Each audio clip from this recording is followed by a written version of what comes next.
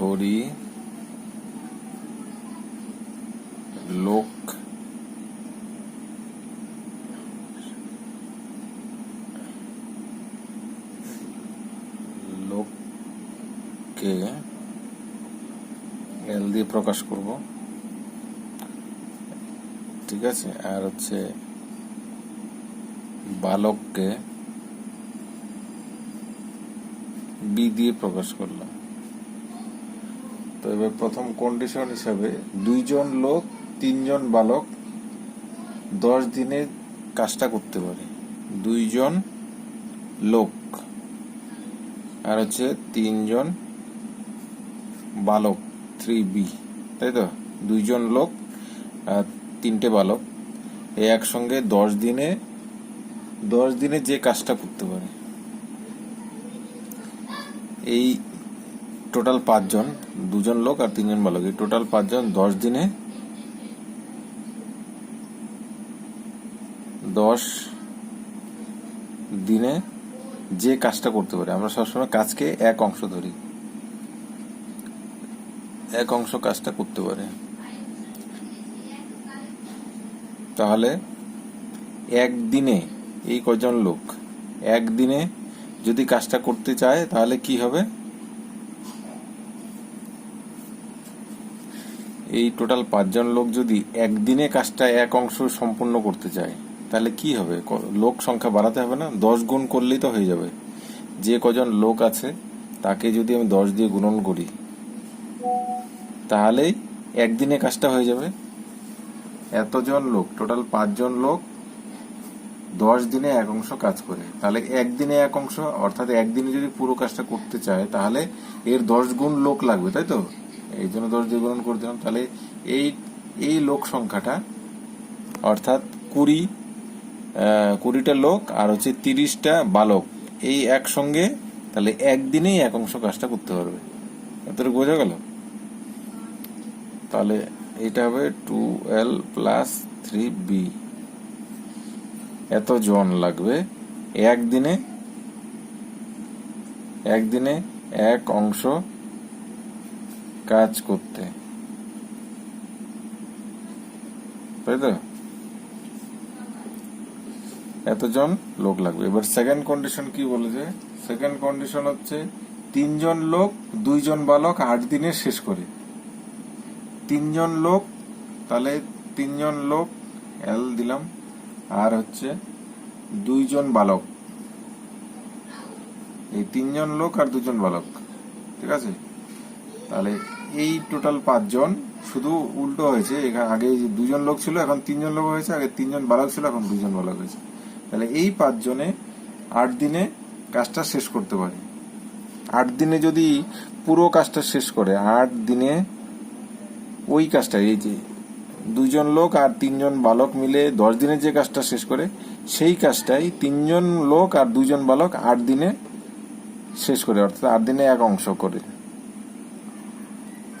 তাহলে 8 দিন লাগে, এই 5 জন লোকের 8 দিন লাগে। তাহলে একদিনে যদি এক অংশ কাজ করে, অর্থাৎ একদিনে পুরো কাজটা যদি করে তাহলে কি হবে? তার মানে এটাকে 8 দিয়ে গুণন দিতে হবে। এতজন লোক লাগবে, 24 জন লোক আর 16 জন বালক হলেই একদিনে এক অংশ কাজ করবে, তাই তো। 3L + 2B। এত জন লোক একদিনে এক অংশ কাজ করবে, তাই তো। লিখলাম না বাকিটা। তাহলে এই এতজন লোক একদিনে এক অংশ কাজ করে, আবার এতজন লোক একদিনে এক অংশ কাজ করে। বলছিল তো যে এই 2 জন লোক আর 3 জন বালক মিলে যে কাজ করে সেই কাজটাই 3 জন লোক আর 2 জন বালক মিলে সেই কাজটাই করে। তার মানে এইটা আর এইটা সমান। আমাদের মেন টার্গেট থাকবে কতজন লোক আর সমান সমান কতজন বালক কাজ করে, অর্থাৎ L = B, ঠিক আছে। এটা বের করতে হবে। তাহলে এইটা সমান সমান এটা দেখিয়ে দিলাম, অর্থাৎ এইটা মানে তো এটা 10 × 2L + 3B = 8 × 3L + 2B। এবার এখান থেকে সরল করলে কি হবে? 20 এল প্লাস 30 বি, 24 এল প্লাস 16 বি, ভাঙিয়ে দিলাম, গুণন করে দিলাম শুধু। তাহলে 20 এল, এটা এই পাশে চলে আসলে মাইনাস 24 এল, আর এটা 16 বি এই পাশে আছে, এটা এই পাশে গেলে মাইনাস 30 বি। আমরা জানি কোন সংখ্যা সমান সমানের এই পাশ থেকে ও পাশে গেলে চিহ্ন পরিবর্তন হয়। তাহলে এটা থেকে এটা মাইনাস করলে প্লাসে মাইনাসে মাইনাস বিয়োগ মাইনাস 4L, এদিকে থাকবে মাইনাস 14, তাই তো 14 বি, মাইনাস মাইনাস দুদিকে কাটা, 2 দুগুণে 4, 7 দুগুণে 14, অর্থাৎ এদিকে রইল 2L আর এদিকে রইল 7 বি, অর্থাৎ 2 জন লোক সমান সমান হচ্ছে 7 জন বালক, তাই তো? ভুল হয়নি তো? 30টা বসে গেল, 30 থেকে 16 গেলে হচ্ছে 14, আর 20, 24, 4। আচ্ছা, 2 জন লোক 7 জন বালক, বি মানে বালক, তাই তো? এত লোক, অর্থাৎ কাজের ক্ষেত্রে দেখো 2 জন লোকের সমান কাজ করে 7 জন বালক, এটাই বের করা হলো প্রথমে। ঠিক আছে, এই জিনিসটা বের করা হলো। এইবার বলছে যে 2 জন লোক 1 জন বালক সেই কাজ সম্পন্ন করতে কত সময় নেবে? 2 জন লোক আর 1 জন বালক, তাহলে এখানে 2 জন লোক প্লাস 1 জন বালক। তো 2 জন লোক আর 1 জন বালক, এটাকে আমরা এইভাবে লিখতে পারি, 2 জন লোকের জায়গায় কি লিখবো? 7 জন বালক। আমরা জানি 2 জন লোকের সমান কাজ করে 7 জন বালক, তাহলে এখানে 7 জন বালক প্লাস 1 বালক সমান সমান কত? 8 বালক, অর্থাৎ 8 বি, তাই তো? এইটা এই 8 জন বালক কতদিনে কাজ করে, এইটা অ্যান্সার চেয়েছিল। 2 জন লোক 1 জন বালক কতদিনে কাজ করে, সেটাকে আমরা কনভার্ট করে নিলাম, বালকে নিয়ে আসলাম টোটালটা। 7 জন বালক, 2 জন লোক মানে 7 জন বালক, আর 1 জন বালক তো ছিল, তো টোটাল হচ্ছে 8 জন বি, অর্থাৎ বালক। বোঝার সুবিধার জন্য লিখলাম বালক। ঠিক আছে, তাহলে এবার প্রথম কন্ডিশনে দেখো, প্রথম কন্ডিশনে কি ছিল? প্রথম কন্ডিশনে 2 জন, আচ্ছা আমাদের বালক দিয়ে একটা বিষয় বের করতে হবে, তাহলে এইটাকে বালক দিয়ে কনভার্ট করা যায়। এইটাকে প্রথম যে কন্ডিশনটা ছিল যে 2 জন লোক আর 3 জন বালক 10 দিনে এক অংশ কাজ করে, এই 2 জন লোকের জায়গায় আমরা বালক বসিয়ে দেব। 2 জন লোক মানে 7 জন বালক, তাই তো? আচ্ছা দেখো, ওই কন্ডিশনটা হচ্ছে 2 জন লোক আর 3 জন বালক কি করছিল, আমাদের বের করতে হবে দিন। তাহলে হচ্ছে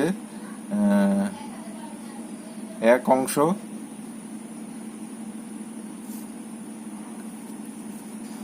কাজ করে 10 দিনে,